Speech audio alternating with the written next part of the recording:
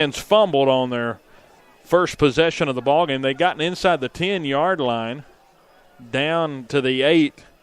Sean Watkins picked it up, took it back to the 40. And that was with 7:45 to go in the first quarter. And then Aaron Rose capped off the drive after a long screen pass from Lathrop to Hunter Wright for 45 yards. Rose capped it off with a 1-yard touchdown run. The extra point was good. 7-0. Cats led at 4:35 point in the first quarter.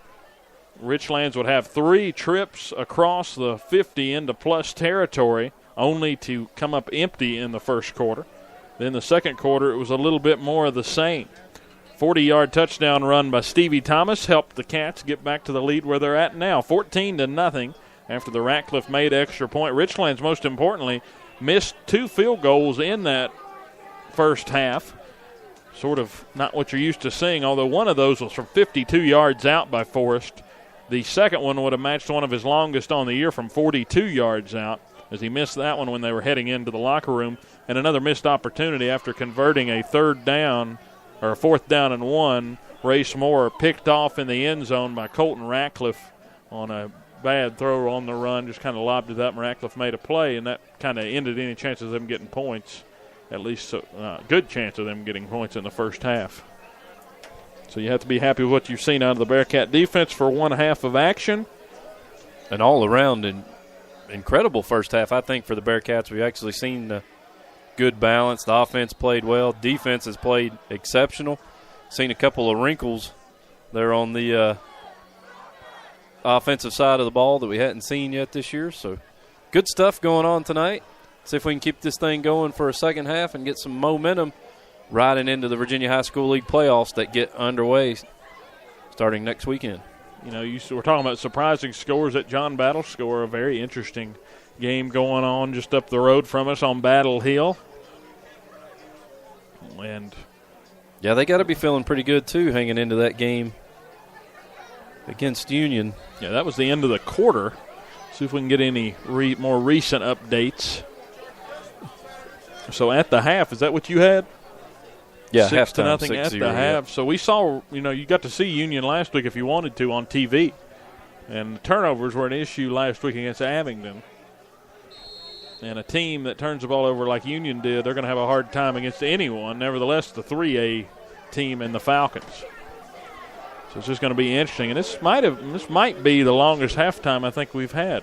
Here's some updates for you. South Doyle, Tennessee High, they're now halftime of that first round TSSAA playoff game there, 14-14 type matchup as the Vikings looking to advance on the Tennessee side.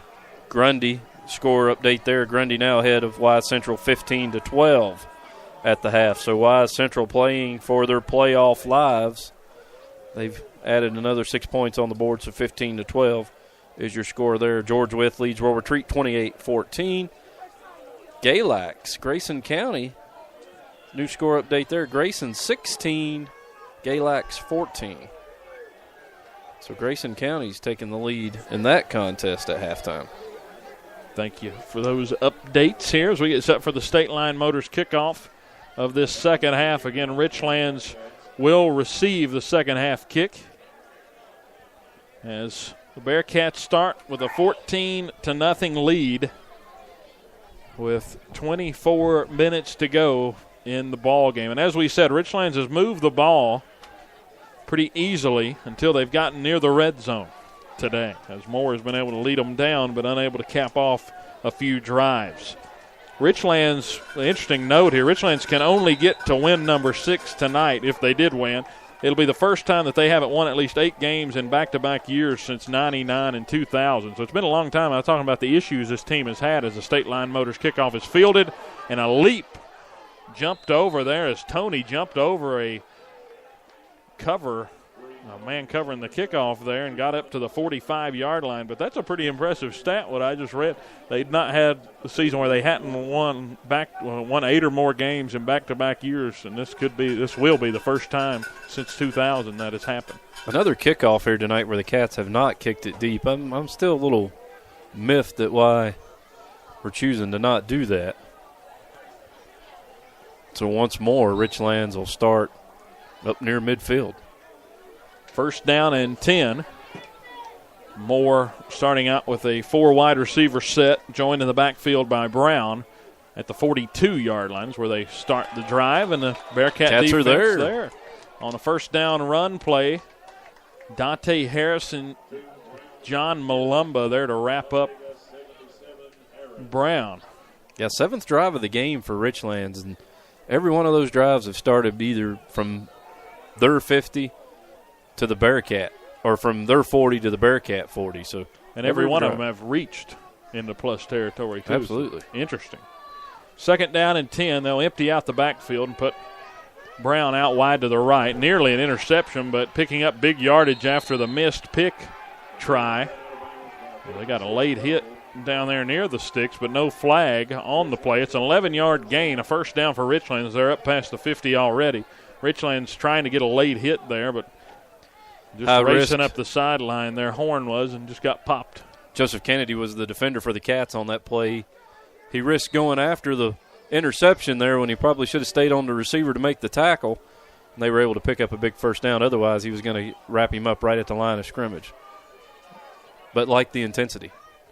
3 wide to the right side in this formation.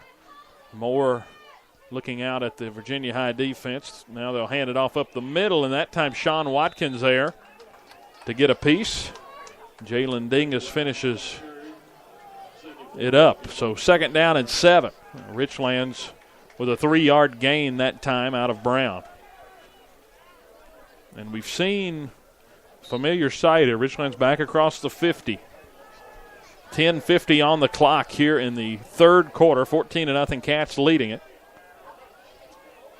The 2 touchdowns both by the running backs. Rose with a 1-yard run and Thomas with a 40-yard touchdown run in the first half. Brown with the hard count now goes with the keeper up the middle, and he's planted by Jalen Dingus, who lays the hit on right at the line of scrimmage. It'll bring up third down and 7. Another good play by Dingus. I think I see what the Cat coaching staff was a little bit upset earlier in the first half. We were wondering about some motion on there. Looked like there the left guard for Richlands moved just a half a second early. So we're going to kind of keep an eye on that. No flag on the play, but he's definitely coming out of his stance early. Third down and 7.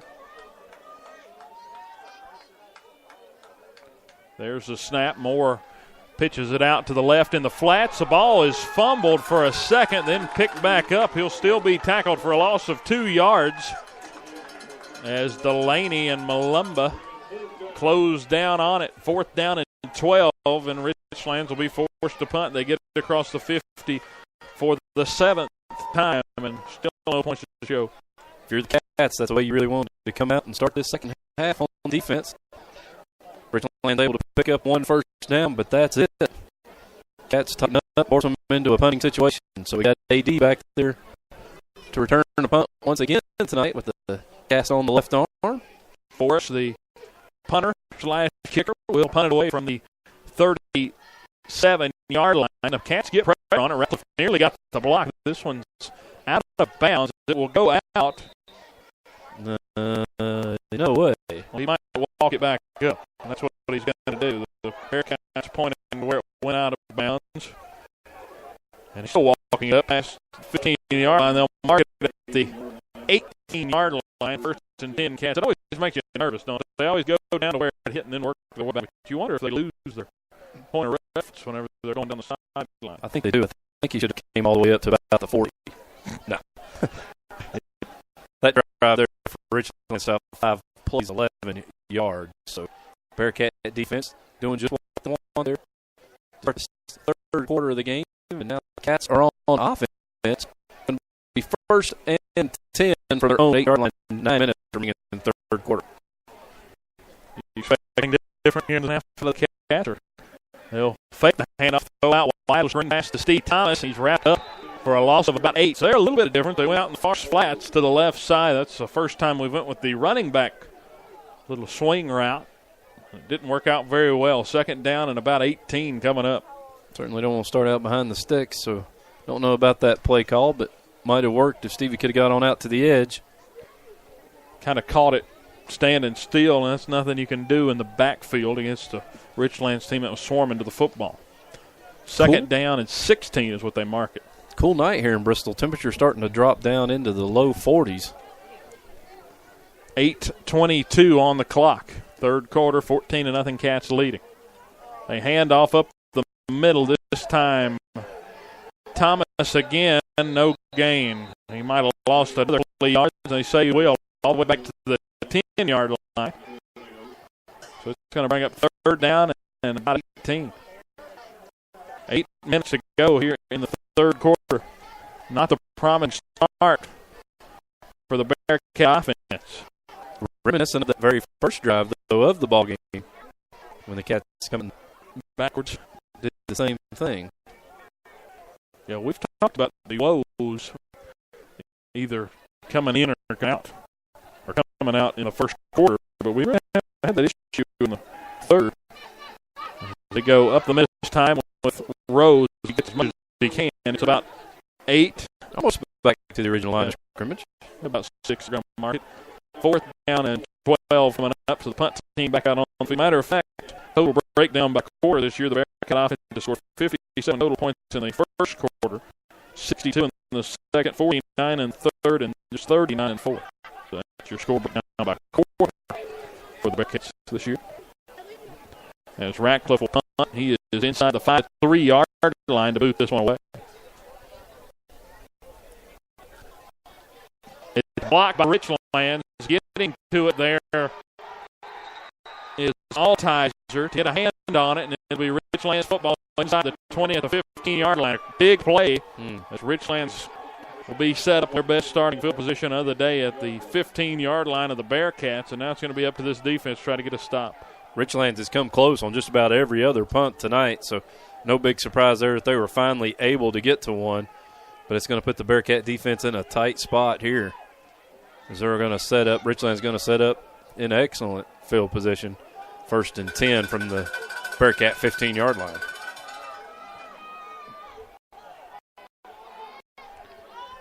So more in this offense back on the field. In a lot better shape than they thought they were going to be in after the blocked punt. 6:52 on the clock. A big set of downs here. More under pressure, throws over the middle, and it's a touchdown for Richlands. 15-yard touchdown strike from Moore to Taylor Horn.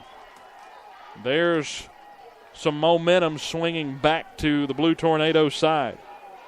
Big swing. Big swing. They'll come on to attempt the extra point here.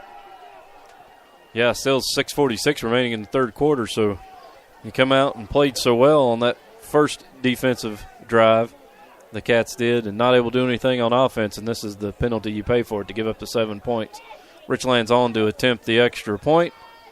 Here comes the count, the snap, the hold, the kick. It's up, and it is through and good. So 14-7, your new score.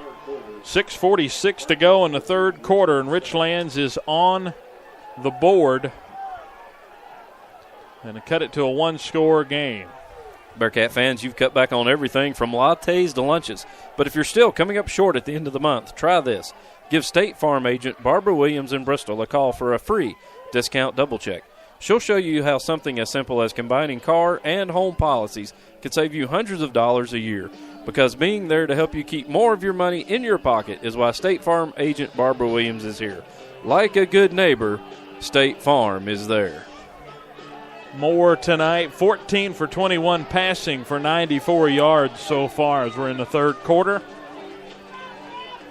Now it's going to be up to this Bearcat return team and then the offense to try to get some momentum back that Richlands has been trying so hard to get. They finally got some here in the second half. Yeah, need to answer here and try to offset that score.